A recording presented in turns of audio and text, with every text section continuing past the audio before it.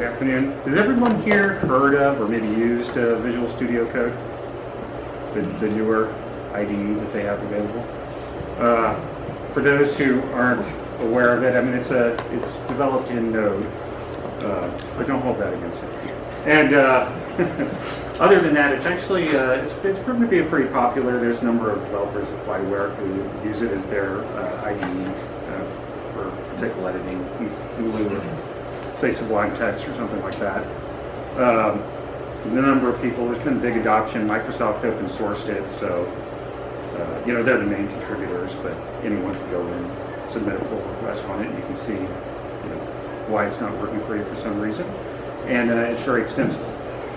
So there are existing extensions for debugging things like Python and C++, and obviously Node, all available in Visual Studio Code, but they don't have anything for Tcl itself. There is syntax highlighting available, and it seems to be okay. So we had, about a year ago, I think there was Flyware had a bounty to make the Tcl Pro Debugger work, which I don't know if y'all have seen it, but it looks kind of like this. The developer who worked on it, and I think was ultimately awarded the bounty, did get it operational with Tcl'2018. But we still found it was a little clunky to use. I mean, the interface doesn't have natural editor in it, so you're really just seeing the code that's there. You can set breakpoints and watch variables change the value of variables in there. But again, no editor, so you can't. It doesn't really feel like what we consider an IDE. It's kind of a standalone debug process. So I think Shannon had mentioned, well, maybe we could create a debug adapter for Visual Studio Code, and just a couple of months ago started working on that. The overall architecture, how these work. So Visual Studio Code, isn't actually implementing any of these debuggers. What they say is, you can provide what they'll call a debug adapter, as well as a debug extension. So Visual Studio Code will then communicate with the debug adapter, and the debug adapter is then responsible for worrying about how it's going to actually debug the native application, whether you're using GDB or Python's debugging tools or nodes. And then the extension actually just works as for setting up your UI, basically. So what options you're going to have available, what arguments are you going to pass on. So yeah, the UI portion is really pretty small. I've done some work with it, but you can define like what sort of parameters you want to be able to pass on to the debug adapter. Gives you a lot of flexibility. I mean, you pass whatever parameters you want, set, allow the user to set where their executable is going to be, really whatever you want to have there. Most of the work is happening in the debug adapter itself. So when Visual Studio Code goes to initiate a debug session, you've specified as part of your UI's package.json what the program you're going to use for your debug adapter, and it'll go and actually execute that program as a separate process, and then it'll connect to it on a standard out and standard in. I think it's for some sort of legacy reason they don't use sockets or anything like that. Then they have a debug adapter protocol, which you have to adopt to in order to understand the messages they're sending back and forth from there. And the debug adapter is the one that's actually going to be responsible for instrumenting your program and doing all of the real debugging and communicating all of that information back into Visual Studio Code. So in this case, you can really pick whatever you want to implement the debug adapter. For our Tcl instance, I created the debug adapter in Tcl. That's surprising. You could have done it, I guess, in Node and worked out some way of invoking Tcl commands from in there. I don't know if that exists. The protocol that they use, it's just a JSON schema. It consists of a number of requests that the VS Code is going to send to you, and then your debug adapter will respond with we'll have a response to each command, and can also send it events. So things like when you hit a debug point, it can hit a stop event back to it, or it can send an initialized event back, things like that. The messages that are being sent are consisting of a header and a body. The body is specific to the message type. The header is always going to be content length, the length of your content, 2 carriage returns and new lines, and then your body. So the way sort of the flow works on this, so when you start debugging from VS Code, it's going to go and start up your new debugger process, and then it's going to send a request for your debug adapter to initialize itself. So your debug adapter can go do whatever it has to do. In this case, for the actual implementation of the debugger, we're still using the code that we have from Tcl Pro Debug that's updated. Just adapted it. Instead of working with the TK interface, it now responds to these different JSON messages that it's receiving. So anyway, we go in, we set up the initialization for the debugger, send a response back to the VS Code saying that, like, here's the capabilities I'm going to support. And I'm going to support function new lines. I'm going to support setting variables, things like that. And then the diagram's a little misleading, so this entire chunk here of where it's setting breakpoints and exceptions and doing a configuration done is probably not going to happen until after it's sent the launch request. It generally sends the launch request like right after you've sent the capabilities response. And it'll start, once you respond with your initialized event, then it will start sending you a request for breakpoints that users ask for and whatnot. So some examples of these messages that you see coming across the wire. This is a request for the initialize that I mentioned. So you'll get a command, and then there's a whole bunch of arguments, right? And so these arguments here are all kind of defined. I mean, some of them are going to be standard, and some are based on what you've specified you want to pass on to the debugger. But again, it's just pretty standard JSON, fairly flat. There's nothing really that extraordinary about it. Example responses that we might send. Again, you're always telling it what your content link's going to be. Note that it doesn't put a new line on the end, so you can't just get it. You'll get the new line on content link, but then you're going to have to specify based on that content link, how far you want to read off the standard end. And similarly, the events are usually pretty small, giving some reason for some, whatever's happened. The body will be specific to the particular event. All right. So now maybe let's go and take a look at it, shall we?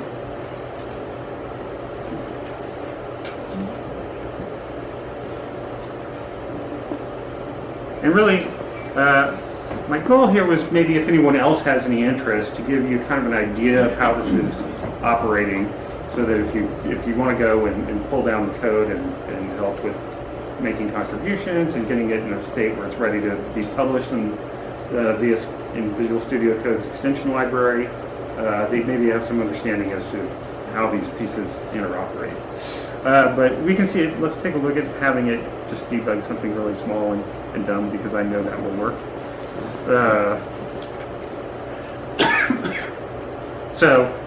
When you're in VS Code, if you've checked out the code, in the actual extension itself, if you go into the debug section, so they'll have different configurations that you can run.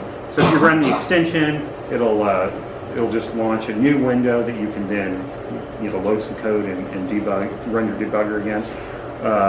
Or you can do the extension in server, which if you're doing it that way, you can also set debug points on the server side of VS Code.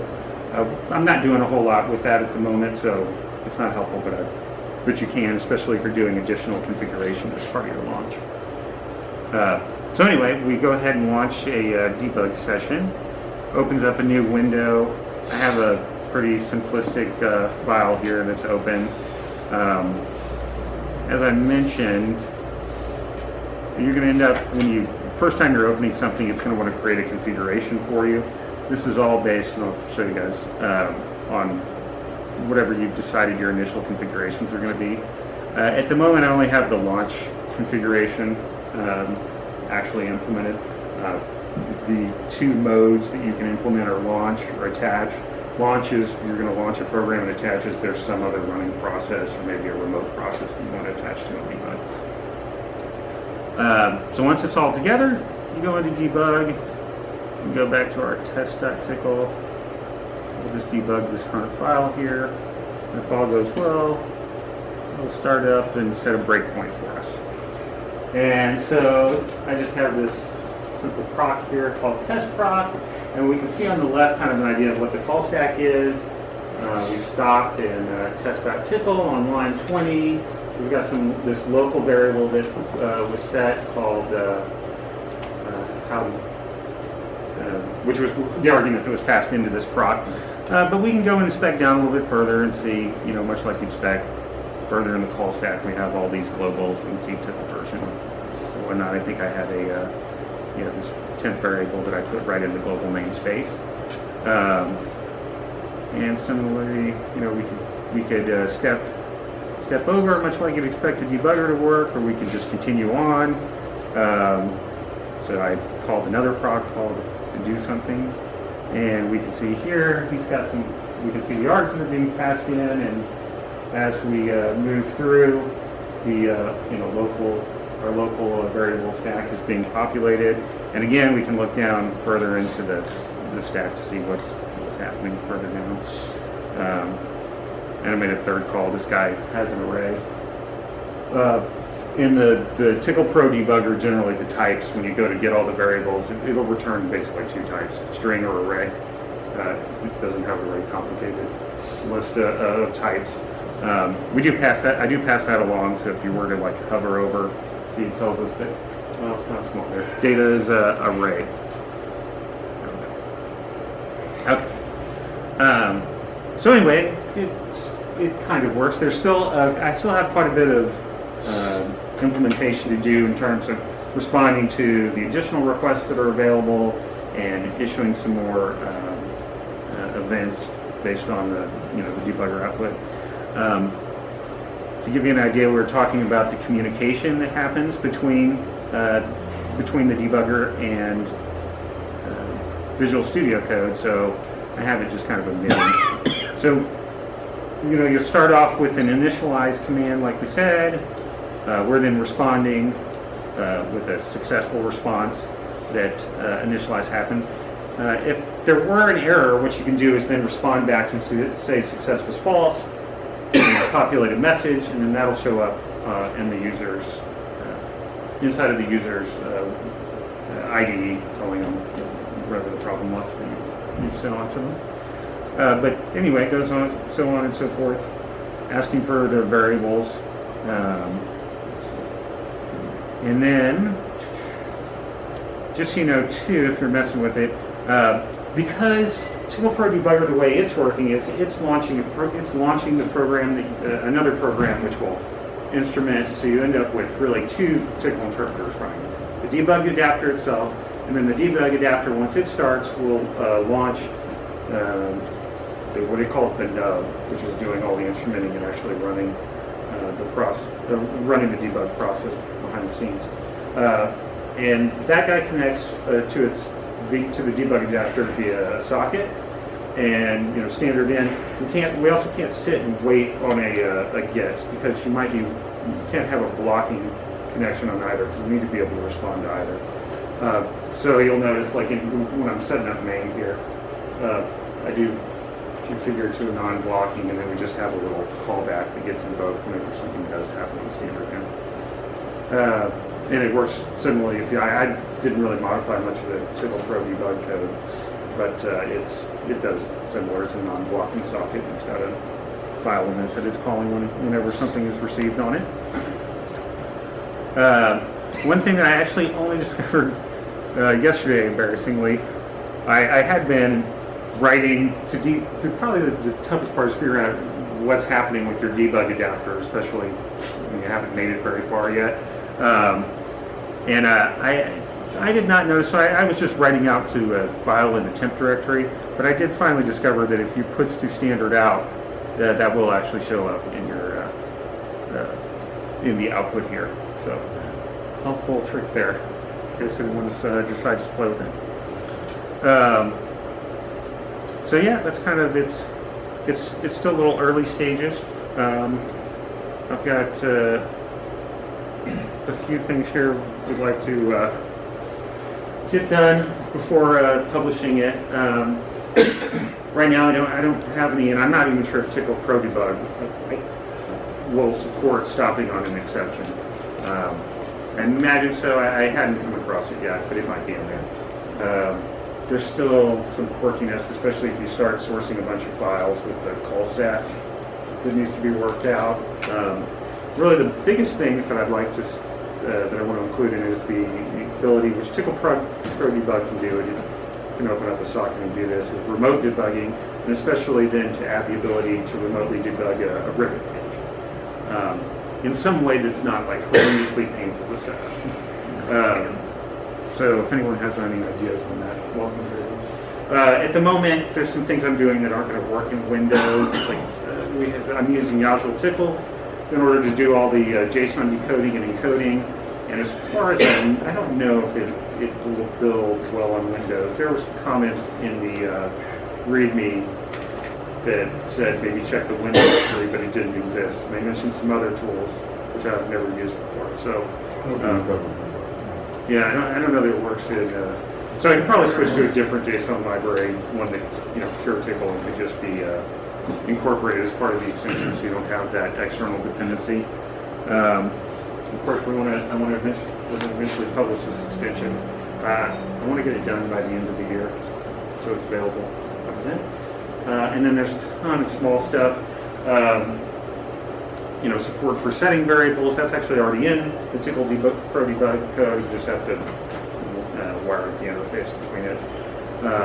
Setting variable watches. We've got a lot of code cleanup to do. It's sort of an evolutionary process, so it gets a little spaghetti in some places. There are existing extensions for syntax support. It might be worth looking at actually adding syntax support to this, but I don't think that's something that needs to hold up moving forward with it. The existing one seems to be okay. It's not spectacular, it works. And then there's a whole bunch of requests and events that I don't yet handle, so we need to add that as well. So yeah, that is about it. Oh, the GitHub repository. So it's on public GitHub. I just pushed in some of my latest changes today, but if anyone's interested, and this is in, if you take a look at the paper, I put the address for it. There's a lot of debug information in there at the moment, but feel free to pull it down, take a look at it, play with it if you're interested. And that's it. Any questions? Thank you, Jonathan. So last time I've used Tcl Pro Debugger, the main issue was performance. It is 100% slower. Especially the more it's going to instrument, the longer it takes. I think Shannon had done some benchmarking on it, and it's anywhere from 10 times to, I forget how slow in the worst condition. We could ultimately, if we had a better solution, the main reason for me using Tcl Pro Debug on the back end is just it was available. I knew it at least worked. It was a starting point to get a proof of concept and something. And I don't, we've talked about what sort of tools are best for debugging a running program or something complex that we're running. You're trying to figure out, what is this thing doing? That isn't the use case I see for this here at the moment. This is more for maybe I'm working on something that I'm not really familiar with. I'm not going to try to, run it in full performance. I just want to maybe be able to step through and see what's happening with these variables without maybe having to go back and forth 20 times, putting different puts in places to figure out, where I am in the code execution. And then also I thought it would be good just for people who are learning Tcl and to encourage new people. The fact that I think having the debugger available will make it seem less daunting to them just because it's something they're used to. If you mean with support exception handling, stop on error, that is supported, simply because the instrumentation takes the Tcl code apart with a parser, wraps each command into a debug do interceptor and puts it back together. So this debug do can catch any error it sees and then basically say, I'm stopping here, and tell everything else, I am now stopped, have your way with me. And on the performance with the instrumentation, taking the code apart, putting the wrapper in, putting it together, that takes time, and when you execute it, it mostly kills also byte coding, and that is another source of good performance, so it kills that as well, essentially. Yeah. And at ActiveState we never tried to do anything else because it was portable and we had to support the really old things. And the only way we saw support to make it faster was basically modifying the Tcl interpreter itself in some way, but at that point it is not truly portable to the old ones anymore. Of course, the moment we say goodbye old ones, we don't care about you anymore, then it might be something to look into. The last thing I should say is that ActiveState opened the sources of a Tcl dev kit. They are on GitHub, and all the extensions ActiveState did to the old Tcl Pro is under the debugger directories. Oh, okay, cool. That'll take a look. Does it, since it has a C module, can you go back and forth between Tcl and C, like set a breakpoint somewhere within the Tcl C code or an extension C code or anything like that? Or you tried that? Given that he is operating based on Tcl Pro, I think not. Yeah. We do have some other tools specifically for like using GDB to debug Tcl basically at the C level, but being able to see like what the actual Tcl prop is happening. Say it's possible, it would be a ton of effort. Yeah. And the question is, was this worth all the effort as opposed to running 2 sessions with an attach? So like if you ask me to go do it like today at work, I'd be like, okay, I'm gonna go get this set up so I can attach and debug it with the debugger. Right. Even if it doesn't matter where the GDB is in the Visual Studio Code. Right. So integrating them is probably a ton of work. It'll be fun.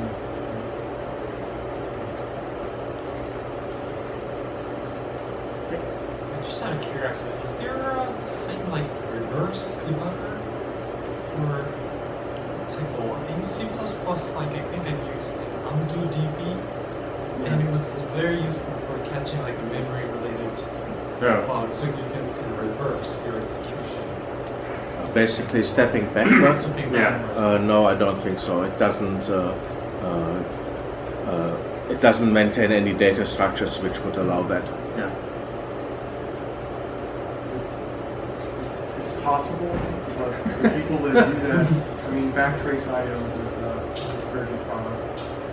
And it would be, again, the question is, he hit the nail on the head for me, which is really like, what we really want is like you're in the C debugging environment with all of its glory, including like Backtrace IO, and then you're like step up and you're in Tcl execute command, and it's someplace, it's somewhere in the Tcl, where is it? Tell me, and you're digging around in the structures, and you're like, I can't take it out, I know I'm in this proc, I just have to go figure out from the point, and that's where it starts.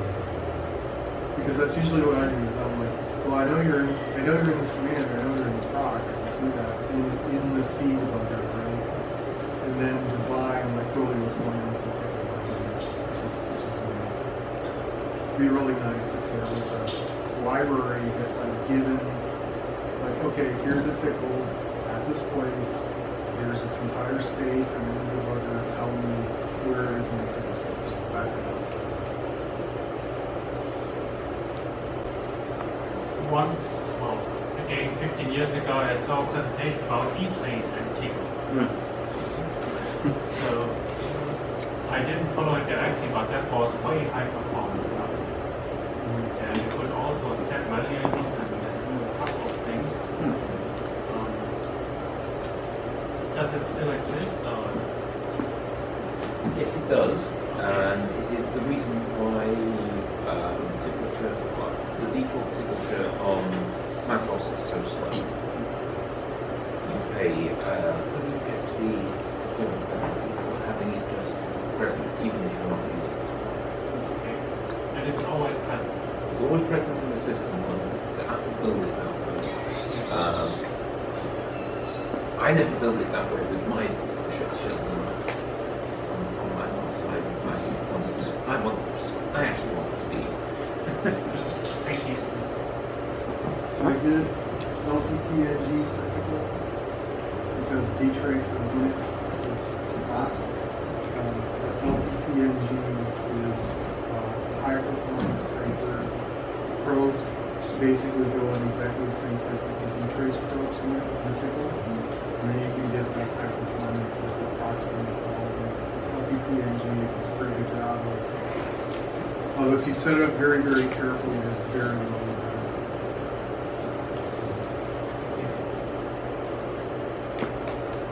Anything else?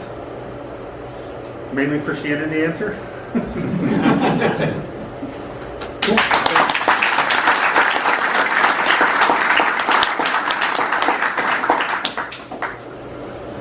Okay, so we are now free for lunch till 1:30.